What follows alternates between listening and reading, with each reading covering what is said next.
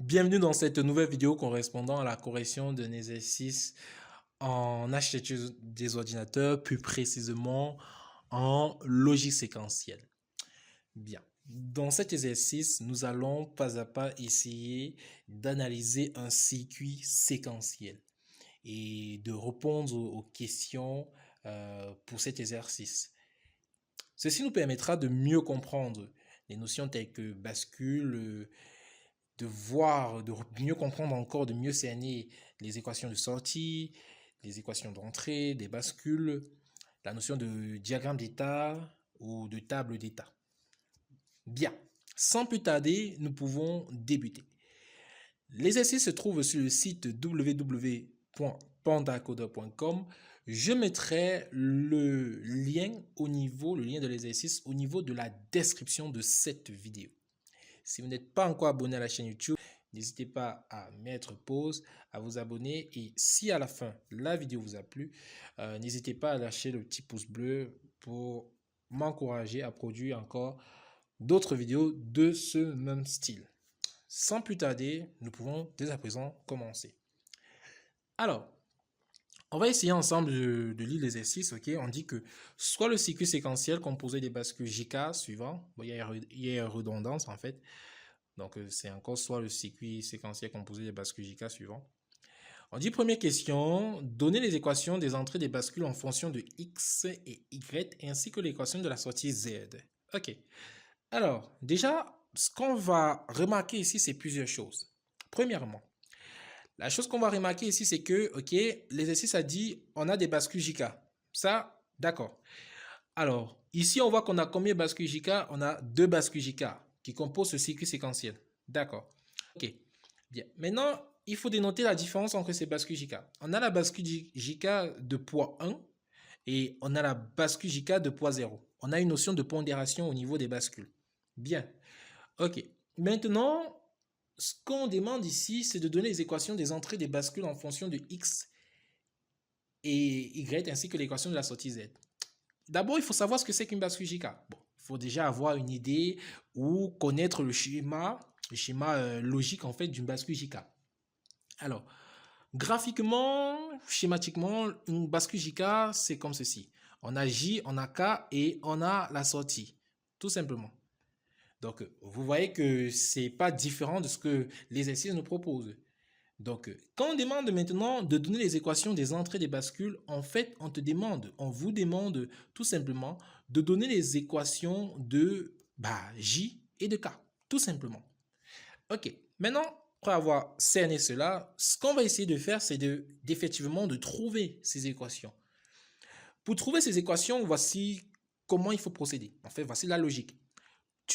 Vous devez juste regarder ce qui entre dans J, par exemple, dans J0, si on s'intéresse à la bascule de poids 0, dans J0, et tu regardes ce qui entre dans K0. Tout simplement, tu ne te casses pas la tête. Ok, alors on va commencer par là en fait, on va ouvrir notre pen.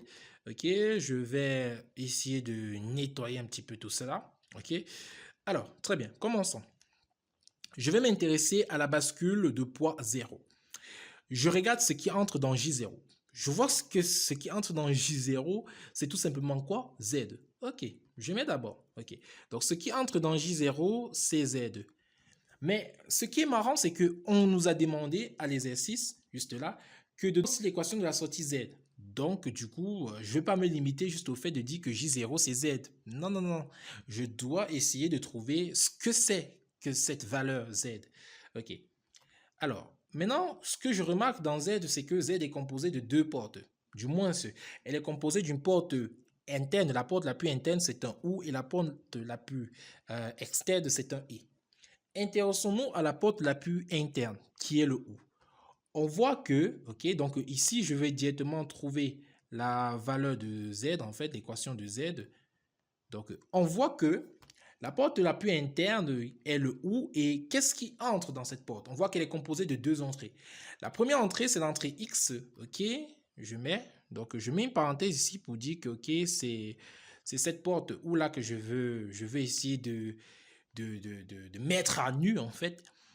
Alors, La deuxième entrée de cette porte, c'est tout simplement la sortie de la bascule de poids 1, c'est-à-dire Y1. Donc, je vois bien que Y1 vient là comme deuxième entrée de cette porte. Donc, plus Y1. OK. Maintenant, je vois que ceci, en fait, c'est le résultat de la porte OU. Et ce résultat de la porte OU, elle va être placée dans une autre porte logique qui est la porte E, OK? Et va être considérée comme la première entrée. Maintenant, comme je connais déjà que la première entrée de ma porte E, c'est X plus Y1, ok, ce que je vais faire maintenant, c'est que je vais essayer de trouver la deuxième entrée. La deuxième entrée qui est quoi? Qui est tout simplement Y0 bar. Ce sera la deuxième entrée de la porte E. Donc, comme c'est une porte E, je mets le point là et la deuxième entrée, c'est Y0 bar. Ok. Bien. Je viens ici de terminer en fait. Donc, je viens ici de trouver l'équation de Z. Et si je viens de trouver l'équation de Z, bah, c'est fini, non? Ok? Je sais que si je trouve l'équation de Z, en fait, forcément, par transitivité, je trouve l'équation de J0. Et J0, c'est tout simplement X plus Y1 point Y0 bar. Ok, tout simplement. Vous avez vu, c'est pas si compliqué que ça. Ok, maintenant je m'intéresse à la deuxième entrée de la bascule de poids 0. La deuxième entrée de la bascule de poids 0, c'est K0. Mais qu'est-ce que je regarde? Je vois que ce qui entre dans K0, c'est tout simplement le complément de Z bar. Bah, ça veut tout simplement dire que K0, en fait, c'est tout simplement Z bar. Et si K0 c'est Z bar, ça veut dire que c'est X plus Y point Y0 bar, le tout bar. Tout simplement, bon, je divise ça bien pour que vous essayiez de voir. Donc, voilà l'équation de K0, tout simplement. Ok. Donc, c'était pas si compliqué que ça. Voilà l'équation de K0. Intéressons-nous maintenant à la bascule de poids 1. La bascule de poids 1, c'est la bascule J1K1. Qu'est-ce que je remarque? Qu'est-ce que je vois? Qu'est-ce qui entre dans la bascule J1? Ce qui entre dans la bascule J1, c'est tout simplement, hop là, c'est X, tout simplement. Donc, ce qui entre dans J1, c'est X. OK? Donc, ce qui entre dans J1, c'est X, tout simplement. OK? Qu'est-ce qui entre maintenant dans K1? Qu'est-ce qui entre dans K1? Bah, je vois que ce qui entre dans K1, bah, c'est juste le complément de X. Donc, X bar. OK. Nous venons ici d'énumérer les 5 équations qu'on nous a demandées au niveau de la question, en fait, tout simplement. Passons maintenant à la deuxième question. La deuxième question dit donner la table de transition de la bascule JK et son mode de fonctionnement. Ok. Alors, pour cela, on va essayer de se rendre ici. Ok. Alors, ce que je vais faire, c'est que je vais essayer d'effacer tout cela. On va essayer de reprendre ça, de faire ceci pas à pas. Ok. Alors, on a plusieurs types de bascules. On a bascule JK, on a bascule RS, on a la bascule D. Alors, petit rappel, avant d'avoir la bascule JK, on avait ce qu'on appelle la bascule RS. Et la bascule RS avait un gros défaut, c'était l'état interdit qui disait que quelqu'un égale à son complément. Nous allons voir par la suite ici que la bascule JK vient lever cet état d'interdiction, cet état interdit, et vient chambouler tout, vient arranger un petit peu cela. Ok. La bascule JK va se servir du principe de la bascule RS. Donc, grosso modo, les 3 mots de fonctionnement de la bascule JK sont les mêmes que la bascule RS, sauf le dernier mot de fonctionnement. Ok. Au niveau de la table de transition de la bascule JK, nous dénotons 3 entrées. Ok. On a l'entrée J et K qui sont les entrées des bascules. Et on a une entrée qui apparaît qui est QN. Ce qu'il faut comprendre, c'est qu'en logique séquentielle, on a un principe de rétroaction, ok, et vous allez voir plus tard de mémorisation. L'idée, c'est que pour trouver l'état suivant, on doit se servir des entrées des bascules, ok, et aussi de l'entrée précédente. Donc, avant de la sortie précédente, en fait. Donc, je reprends. La logique séquentielle se base sur un principe de rétroaction. ça veut dire quoi? Ça veut dire que pour trouver la sortie suivante, je dois avoir les entrées de la bascule et la sortie précédente. Donc, je dois avoir d'abord quelque chose, une sortie précédente avant d'avoir une sortie suivante. OK. Premier mode de fonctionnement de la bascule JK, c'est la mémorisation ou encore le hold, le maintien. Qu'est-ce que cela signifie? Ça signifie tout simplement que quoi? Lorsque J égale à K qui égale à 0, ok?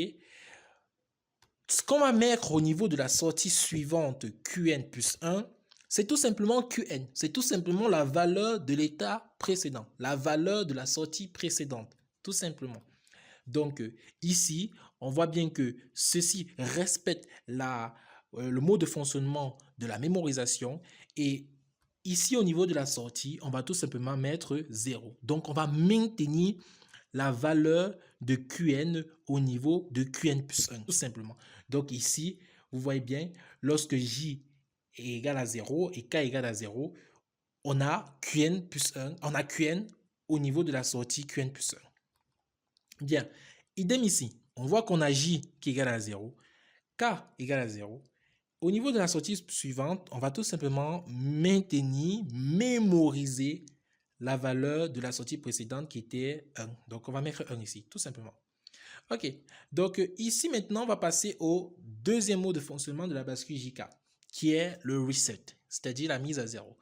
La mise à 0, ça sous-entend quoi? Ça sous-entend que lorsque J égale à 0 et K égale à 1, pour n'importe quelle valeur que nous avons au niveau de l'état précédent, de la sortie précédente, l'état suivant va prendre la valeur 0. On va mettre tout à 0. Donc ici, on voit bien que J égale à 0 et K égale à 1. Et on a une valeur au niveau de l'état précédent, mais l'état suivant va prendre la valeur 0. Tout simplement. On va mettre à 0. On va mettre à 0 la bascule tout entière. Idem ici. On a J égale à 0, K égale à 1. On a une valeur au niveau de l'état précédent qui est 1, mais au niveau de l'état suivant, on va tout simplement mettre la valeur 0. On va forcer à 0. OK. Alors, on passe maintenant au troisième mode de fonctionnement de la bascule JK.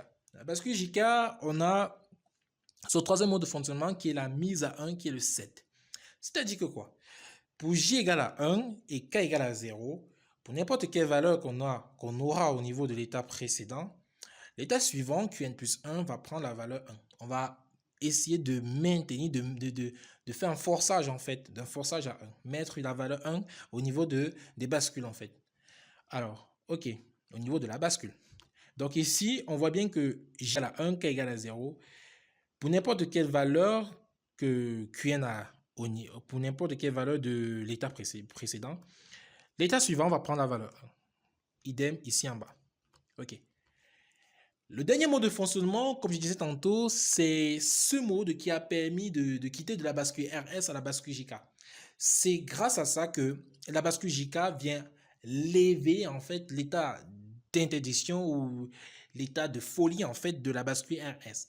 Parce que la bascule RS nous disait que quelqu'un égale à son complément, que Q égale à Q bar. C'était impossible, c'était de la folie en fait. Donc c'est pourquoi la bascule JK en fait est venue lever cet état d'interdiction, notamment en disant que lorsque J égale à K qui égale à 1 ou lorsque J égale à 1 et K égale à 1, on a le complément à 1, c'est-à-dire le toggle. On va venir complémenter l'état précédent au niveau de l'état suivant. Donc, ça veut dire quoi? Ça veut dire que lorsque J égale à 1, K égale à 1, l'état suivant va prendre le complément de l'état précédent. Et le complément de 0, c'est tout simplement quoi? 1. L'état suivant va venir prendre la valeur de Qn, c'est-à-dire 0, et il va complémenter ça. C'est la même chose ici. On va venir prendre la valeur de Qn et on va venir complémenter cette valeur. Donc ici, elle va passer à 0, tout simplement. Donc on vient ici de terminer avec la deuxième question qui disait de donner la table de transition de la bascule JK et son mode de fonctionnement. On passe à la troisième question de ce problème en fait assez riche. Ok, on dit de donner les équations des états suivants. Ok, Bon, ici, c'est plus mieux compréhensible. Ok, là. Donc, on dit donner les équations des états suivants, y0 n plus 1, y1 n plus 1, se servir de l'équation d'état suivant de la bascule JK.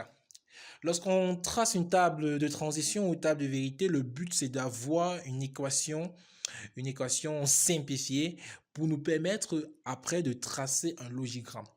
Donc, ici, l'exercice vous a donné en fait l'équation de la table que vous avez eu à construire à la question 2. Ok. Maintenant, à partir de cette table, l'objectif maintenant est de donner les équations des états suivants y0 n plus 1 et y1 n plus 1. Maintenant, comment faire cela?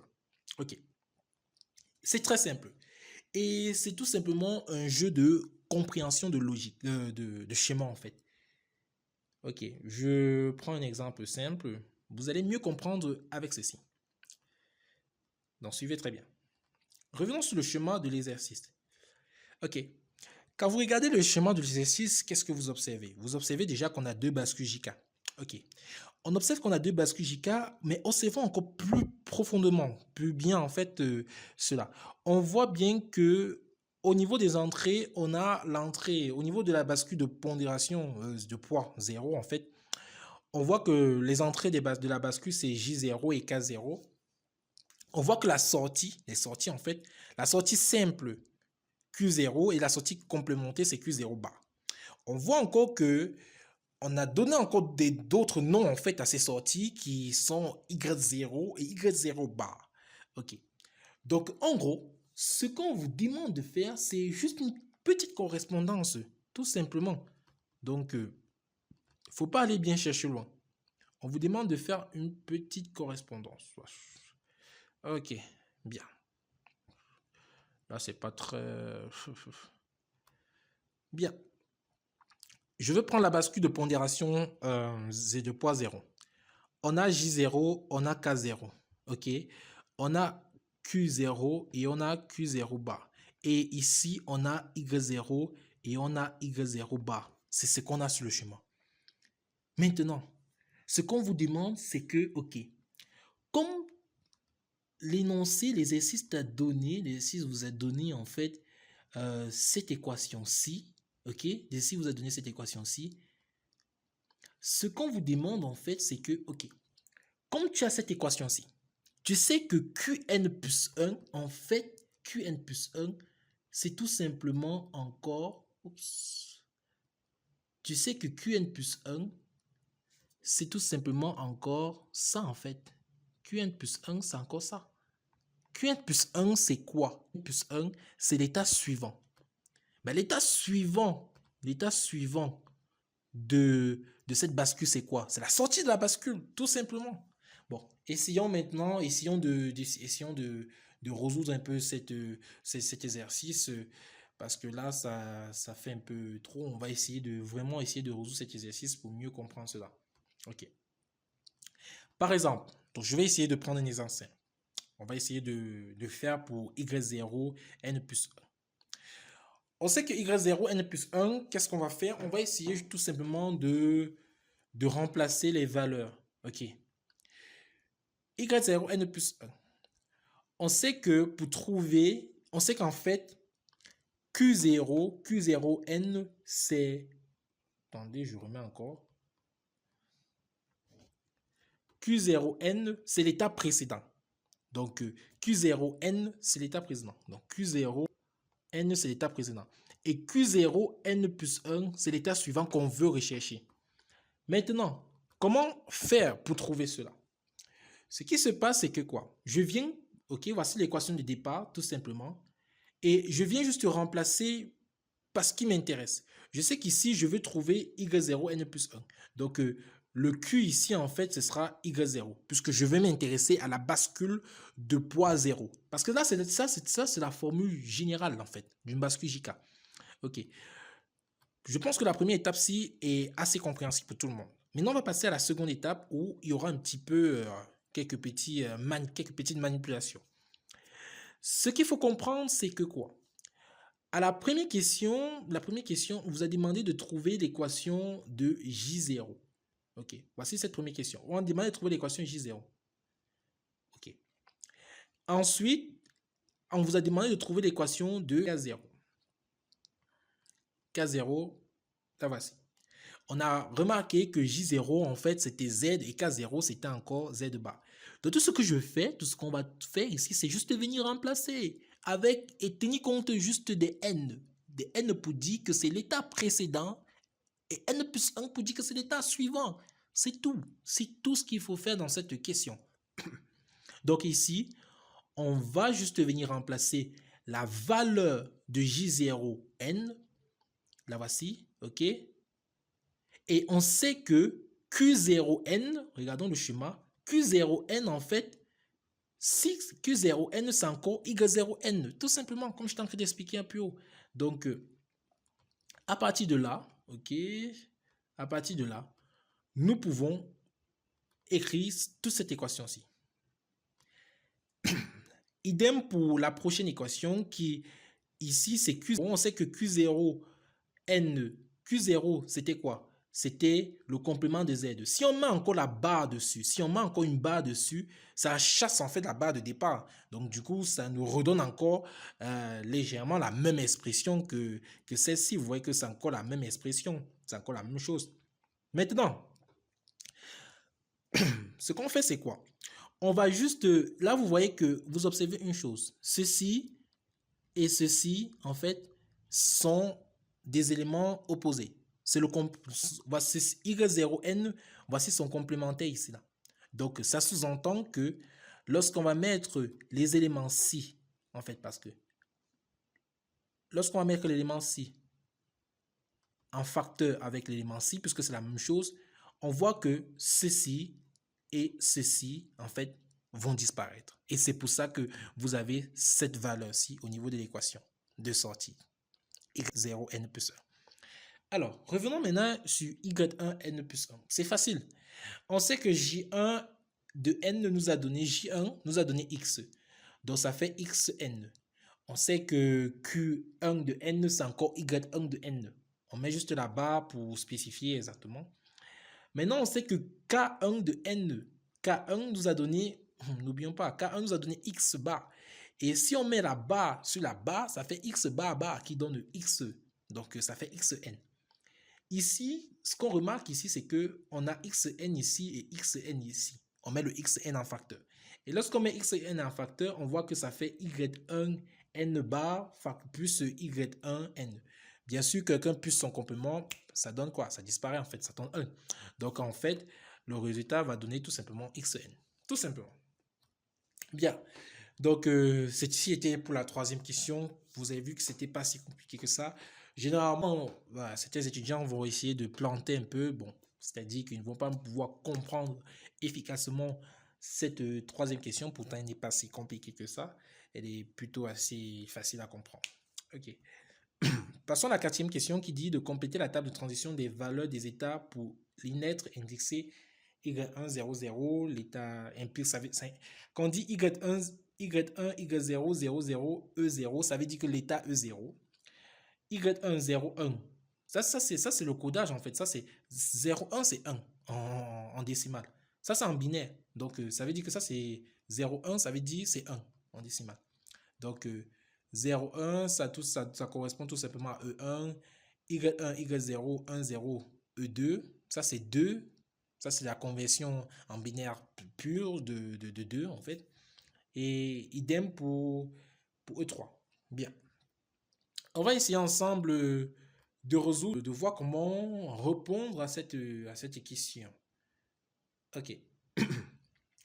Pour répondre à cette question, on va essayer, je vais essayer de rapprocher ceci, en fait, pour qu'on essaie de mieux comprendre.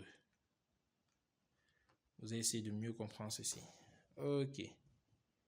Bien. Je vais essayer de vous permettre de mieux comprendre ceci. Ok. On va essayer de... Bon, la partie en rouge, c'est la partie qu'il fallait compléter. Si vous ne trouvez pas la question 3, vous ne pouvez pas trouver la question 4. c'est un fait. C'est un fait. Ok, comment compléter cela? Ici, on a l'état présent, en fait, l'état initial. Et ici, on a l'état suivant. Donc, on voit bien que ici, c'est yn, et ici, c'est yn plus 1. Il faut mettre ceci en adéquation. En fait, l'objectif de cette quatrième question, c'est que ici, à la troisième question, vous avez ressorti l'équation pour trouver l'équation de y0 n plus 1. Maintenant, à partir de cette équation et à partir des valeurs de y1 n et de xn, donnez la valeur de y0 n plus 1. Tout simplement. Essayons de faire ça pas à pas. Ici, on va s'intéresser à y0. Bon, intéressons-nous à y1 puisque c'est le plus facile. Ok. Ici, on veut trouver la valeur. Donc, je vais essayer d'effacer ça. On va essayer de trouver ça ensemble. Bon, les deux premiers, par analogie, le reste sera facile. Ici, j'ai y1 qui vaut 0. Ok. Et je vais trouver, lorsque x égale à 0, parce que c'est un peu ça, lorsque x égale à 0, quelle est la valeur de y1 n plus 1? Ok. J'ai y1 n qui égale à qui vaut 0. Ok. Je vais trouver la valeur de y1 n plus 1. Ok. Je sais que y1 n plus 1, c'est xn tout simplement. Donc, ça veut dire que quoi? Ça veut dire que pour n'importe quelle valeur que j'aurai ici en entrée, bah, je m'en fous complètement. Parce que yn plus 1 bah, va correspondre à la valeur de x. Donc ici, c'est la valeur de x que je vais tenir en compte. Je ne vais pas tenir en compte de la valeur de y1 ou de y1. Je ne tiens pas compte de cette valeur. C'est la valeur de x que je tiens en compte. Donc ici, c'est 0.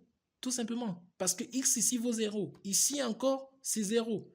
Tout simplement. Donc toutes ces lignes, c'est 0. Tout simplement. Si je viens ici, lorsque x égale à 1, bah vous voyez que ici c'est 1. Parce que y1 n plus 1 est bien égal à xn. Et ici, x vaut quoi? X vaut 1. Tout simplement. Donc ici, partout serait 1. Donc c'est un peu ça. Donc ici, 1. Ici, 0. Pourquoi? Parce que x vaut 0. Ici, 1. Pourquoi? Parce que x vaut 1. Tout simplement. C'est pas si compliqué que ça. Tout simplement. Ok. Bien. Maintenant, intéressons-nous maintenant à y0 n plus 1. Là, ça devient un petit peu compliqué. Là, ça devient un petit peu complexe. Essayons de nous intéresser à cela. Ok. Maintenant, quand je veux trouver x0, donc je vais essayer d'effacer je vais effacer ceci et ceci. On va essayer de trouver. Le reste, ce sera vraiment une analogie. Ok. Ok. Donc, ici, j'ai la valeur y0 n, c'est 1. Ok, ici, c'est 1. Donc, ici, je mets ça. Je dis que c'est égal à... Je mets directement ici. Bon. Je mets le point et je dis que c'est 1. Bon. Alors, il faut comprendre. Ici, la valeur de y0, c'est 1. Ok. Mais ici, je vois qu'il y a un complément. Donc, en gros, c'est 0. C'est bon, non? Ok. Bon.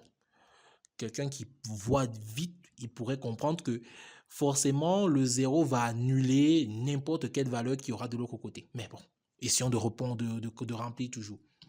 Ici, je vois que j'ai besoin de la valeur de xn. Ici, je suis dans le cas où x est 0. Ok, 0. Plus, j'ai aussi besoin de la valeur de x1 de n, donc 0. Donc ici, je mets 0. Donc, ça fait 0 plus 0 fois 0 qui donne 0. Ok, donc ici, c'est 0. Tout simplement. Maintenant, ici, si on doit répondre. Maintenant, prenons le cas-ci. Ok. Ce cas-ci, en fait, ne va pas trop changer puisque ici, on va juste remplacer le 0 ici par 1. 1 plus 0, ça donne 1. Maintenant, le fois, le et 0, là, va annuler tout et ça va encore donner 0. Donc ici, c'est 0. Alors, vous allez me dire que j'ai peut-être pris un exercice, j'ai peut-être pris une ligne qui marche assez bien. On va effacer ceci, on va effacer ceci, on va essayer de faire. Ici, y0, c'est 0. Donc, si y0, c'est 0, le complément va donner quoi? 1. OK? Maintenant, y1, y1, n va, ici, c'est combien? C'est 1. OK? Je mets 1 ici. Et x, c'est quoi ici? X, c'est 0. Donc, ça fait 0 plus 1 qui donne 1 et 1 qui donne 1. Donc, ici, c'est 1. OK. Pas de souci. Ici, maintenant, bon, ici, y0, c'est y0 de n, c'est 0. Le complément va donner 1, il n'y a pas de souci. Maintenant, ici, ce qui va changer, c'est juste x1 qui sera... C'est juste x qui aura maintenant la valeur 1. Donc ici, ça fait 1 plus 1 qui donne 1 fois 1, en fait, et 1 qui donne 1, tout simplement. Bien. On a terminé avec ceci. Maintenant, n'oublions pas que ce circuit, ce schéma, ce circuit séquentiel a une sortie qui est z de n. Et z de n, en fait, voici son équation de sortie. OK. Son équation de sortie, bah, si vous remarquez bien, c'est encore l'équation de sortie c'est encore l'équation de sortie de y0 n plus 1. Donc, en gros, on va juste venir porter cette ligne et cette ligne de la table, en fait. Donc, c'est un petit peu ça. On va juste venir à s'intéresser à ces deux lignes. Et ces deux lignes vont correspondre à la ligne ci et à la ligne ci, tout simplement. Puisque z de n, c'est tout simplement, regardez, on revient ici. Z de n, c'est ça, en fait. Et si on essaie de mettre la notion d'état avec les n, ça va faire xn plus y1 n point y0n. Et ça correspond à quoi tout ceci? On voit bien que ça correspond à ça. Ouais, ça correspond à ça, tout simplement. Ok, donc je vous laisse à la maison essayer de refaire pas à pas cette table d'état. Si vous avez des difficultés, n'hésitez pas à les soumettre au niveau du commentaire, au niveau du commentaire de cette vidéo. Donc c'est un petit peu ça. On va passer à la prochaine question qui dit de donner la table d'état. La table d'état et le diagramme d'état de ce circuit. On doit terminer par un schéma, évidemment. Ok. Alors, jusqu'à là, c'est pas toujours difficile. Hein? C'est juste une bonne compréhension de la notion de cet exercice. Ok. Donc, je vais essayer de revenir un peu avec beaucoup de choses là. Ok. Pour mettre ceci ici comme ceci. Ok. Essayons maintenant, pas à pas, de comprendre comment placer, comment réaliser ce diagramme que j'ai eu à réaliser. Ok. Bien. Déjà, on va essayer de voir comment on a tracé la table d'état. Et à partir de la table d'état, on va tracer le diagramme d'état. Bon, c'est mieux. Ok. Donc, la table d'état, comment ça se passe? La table d'état, en fait, va énumérer juste les liens entre les différents états. Ces liens seront étiquetés par les entrées et les sorties que vont fournir la consommation d'un état à un autre, ainsi de suite. Ok. Au niveau de l'état présent, on a E0, E1, E2, E3. Ok. Pourquoi on a 4 états? C'est ça qu'il faut se poser comme question. On a 4 états parce que, eh bien, on a tout simplement 2 bascules. Mais vous allez me dire, 2 bascules, jusqu'à là, je ne comprenais pas. Eh bien, si on a 2 bascules, attendez un peu. On sait qu'une bascule permet 2 à la puissance n combinaisons. Ça veut dire en gros que on a 2 bascules parce que on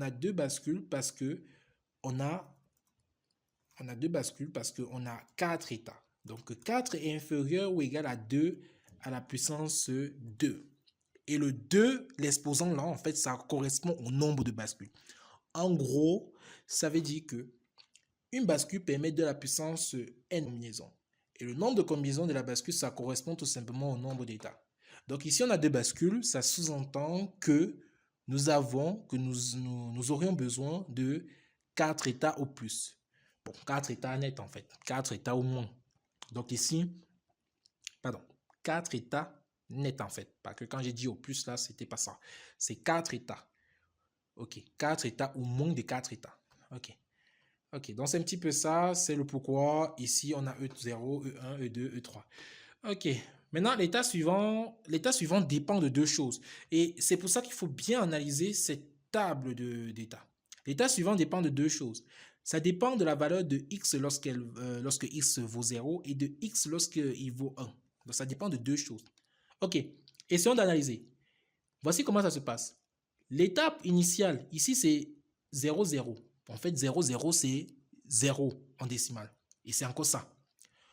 Lorsque je suis à 0, 0, c'est-à-dire E0, et que je pars, quand je suis à l'état initial, je suis à l'état présent, je suis à E0, et que je pars à l'état suivant, quand x vaut 0, je me dirige vers quel état? C'est ça en fait la question qu'il faut se poser. Je reprends. Quand je suis ici, à l'état présent, c'est 0, 0, donc E0. Je me dirige vers l'état suivant lorsque x vaut 0. Je me dirige vers quel état suivant alors? Je vois qu'ici, je me dirige encore vers l'état E0. Donc, c'est pour ça qu'ici, que j'ai E0, j'ai E0. Maintenant, le virgule 0 là, ça signifie quoi? Le virgule 0 signifie que, ok, si tu te diriges au niveau de l'état E0, quelle est la sortie en fait? Quelle est la sortie? Eh bien, la sortie ici, c'est 0. Voilà ça. La sortie, c'est 0. Donc, lorsque la sortie aussi vaut 0. Prenons un deuxième exemple. Ici, c'est l'état E1. Je pars à l'état suivant, je me dirige vers l'état suivant lorsque x vaut 0. Quel est l'état suivant en question? L'état suivant, c'est E0. Et quelle est sa sortie? Sa sortie, c'est 0, tout simplement. C'est magique, c'est fantastique. Ok, je passe maintenant à ce cas où x, c'est 1. Je suis à E2. E2, voici E2. Dans l'état E2. Je me dirige vers l'état suivant lorsque x égale à 1. Quel est l'état suivant en question? L'état suivant en question, c'est 3. Voici ça. 1, c'est 3 en fait. Donc, c'est bien ça. Je suis à E2. Je me dirige à l'état suivant, E3. Et maintenant, la sortie vaut quoi? La sortie vaut 1. Parce que la sortie vaut 1 quand x vaut 1. N'oublions pas, la sortie vaut 1 lorsque x vaut 1. Donc, c'est un petit peu ça. Donc, vous voyez que ce n'était pas si compliqué que ça. E3. Lorsque x est égal à 0, je me dirige à l'état E0, c'est-à-dire E0, le voici, lorsque x0 vaut 0. Ok. Lorsque la sortie vaut 0 en x0. Bon, en x qui est égal à 0. Quand je dis x0, c'est en x égal à 0. E3. Voici ça. Je me dirige vers l'état suivant. L'état suivant, c'est quoi? C'est 2 ici. Ok. Lorsque x égale à 1. Et la sortie, c'est 0 lorsque x égale à 1. Tout simplement. Voici ça. Maintenant, au niveau de mon diagramme d'état, comment ça va se passer? Au niveau de mon diagramme d'état, je commence. Je suis à E0. Je me dirige à E0. Ok, je suis à E0. Je me dirige dans E0. Ça veut dire que je reboucle.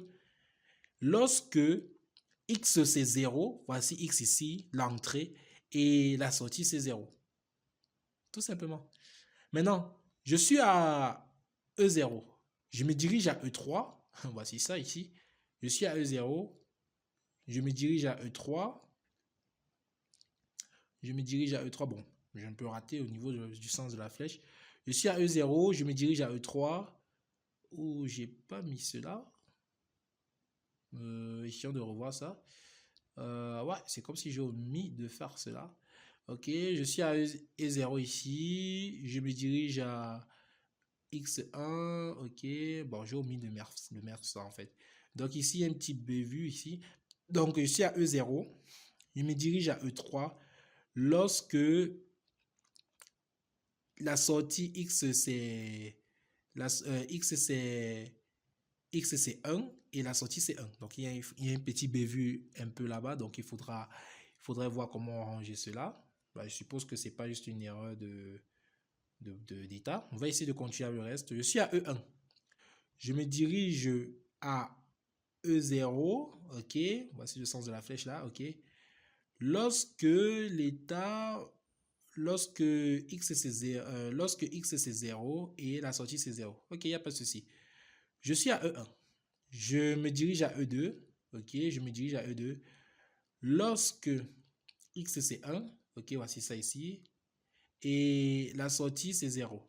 Ok, donc c'était juste ceci qui avait un problème. Donc ici, il y avait un problème. Je suis à E2. je me dirige à E1. Voici c'est ici. Lorsque x c'est 0, lorsque x c'est 0, donc ici ça doit être 0. Et lorsque x c'est 0 et la sortie c'est 1. Donc tout simplement. Je suis à E2, je me dirige à E3. Je suis à E2, je me dirige à E3. Lorsque x c'est 0, lorsque x c'est 0 et la sortie c'est 1. Ok. Donc il y a un petit bévue au niveau du diagramme d'état. Donc vous allez essayer de changer cela. Ok. Donc maintenant je suis à E3. Je me dirige à E0. Je suis à E3, je me dirige à E0 lorsque x c'est 0 et la sortie c'est 0. Je suis à E3, je me dirige à E2 lorsque la x c'est 1 et la sortie c'est 0. Bon, il y a quelques petits bévues au niveau du diagramme. Donc, je vous invite à changer cela, mais vous avez un peu vu comment ça se passe. On va essayer de faire cela pour terminer, bon, pour éviter que la vidéo soit trop longue en fait. Ok. Donc, essayons de prendre ça comme ceci. On va essayer de faire cela comme ceci. On va essayer de faire cela. On va essayer de faire cela. Bien. Ok. Je suis à E0. Donc, E1, E3 et E2. Je suis à E0. Donc, on va prendre la première ligne. Je suis à E0. Je me dirige à E0 lorsque x c'est 0, bas, la sortie c'est 0. Tout simplement. Je suis à E0. Je me dirige à E3 lorsque l'entrée c'est 1 et la sortie c'est 1. Tout simplement. Je suis à E1. Je me dirige à E0 lorsque l'entrée c'est 0 et la sortie c'est 0. Je suis à E1, je me dirige à E2 lorsque l'entrée c'est 1 et la sortie c'est 0. Je suis à E2. Bon, je vais essayer d'agrandir ça un peu. Je suis à E2. Je suis à E1 toujours. Non, je suis à E2. Je suis à E2, je me dirige à E1. Ok. Je me dirige à E1 lorsque l'entrée c'est 0 et la sortie c'est 1. Je suis à E2, je me dirige à E3 lorsque l'entrée c'est 1 et la sortie c'est 1. Je suis à E3, je me dirige à E0 lorsque l'entrée c'est 0 et la sortie c'est 0. Et je suis à E3, je me dirige à E2 lorsque l'entrée c'est 1 et la sortie c'est 0. Donc voilà un petit peu le chemin en question de cet exercice. Donc c'est un petit peu ça. Donc c'est un petit peu le chemin en question. C'est un petit peu le chemin en question. Bon, ici, j'avais juste oublié de placer un état, en fait, parce que vous voyez que ça, l'état-ci, c'est encore le même état qu'ici. Donc, c'était juste la même chose, en fait. Ok, donc, c'est un petit peu ça. Donc, c'est un peu ça. Donc, les amis, nous arrivons ainsi au thème de cet exercice, de ce merveilleux exercice correspondant à l'analyse d'un circuit séquentiel.